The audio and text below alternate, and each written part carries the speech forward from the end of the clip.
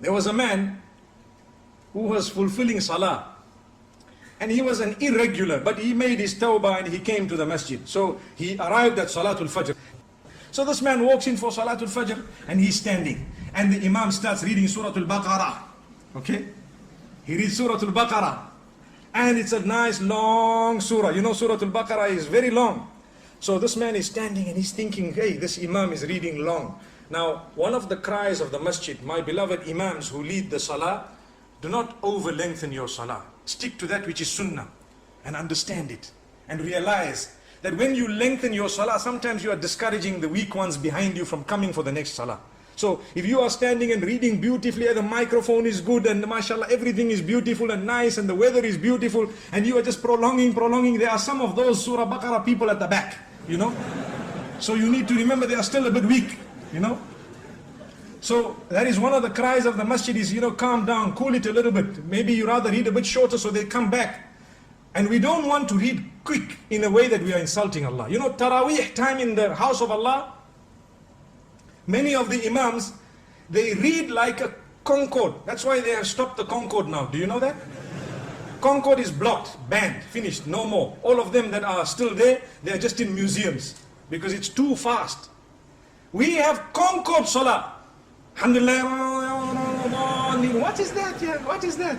You are insulting Allah subhanahu wa ta'ala. Rather read short and clear than to read long and unclear, an insult to Allah.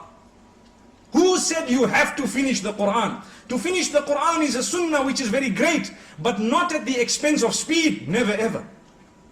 Remember that. And this I am addressing us as Imams who lead in the masjid. People say, I went and I listened to the whole Quran. That man used to finish Taraweeh in 10 minutes. Ah, what did you hear? You just heard the humming of a bee, that's all. Like a sound of a mosquito coming to your ear. And that's all you knew. May Allah protect us. So this man came in for Salah and he's reading the Surah Al-Baqarah is being read. And at the end of the Salah, you know, he looked at the man next to him, nudged him. He says, hey, this Imam read very long. Which Surah did he read?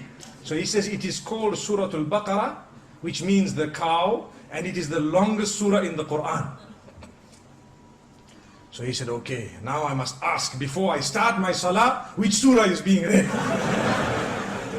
So Al-Baqarah was very, very long. So now he came for Salatul Maghrib, the poor fellow, and he started Allahu Akbar. So Imam finished Waladhalin and he starts Alam tara kayfa fa'ala rabbuka bi ashabil fil. So this man nudges the other one and says, you know what, before you start, what surah is this? He says, this is the elephant, Al-Fil. So that man says, if Baqarah was so long, I'm sure Fil must be even longer, let me go away. My brothers and sisters, remember, this is the attitude and mentality of some of the public, because they are weak. So he says, no, this is one of the shortest surahs in the Quran. The reason I'm saying this, many reasons, there are many benefits for all of us, but one of them is, we have not yet made an effort to know the surahs and their meanings. That is why we do not achieve the sweetness within the Salah. I have had occasions where I have led personally some long salawat of Salatul Fajr, and some people have come to me and told me, Sheikh, you should have read even longer, the meaning was so powerful. Subhanallah, that is the type of statement we need. But we don't know the meaning, we're not bothered.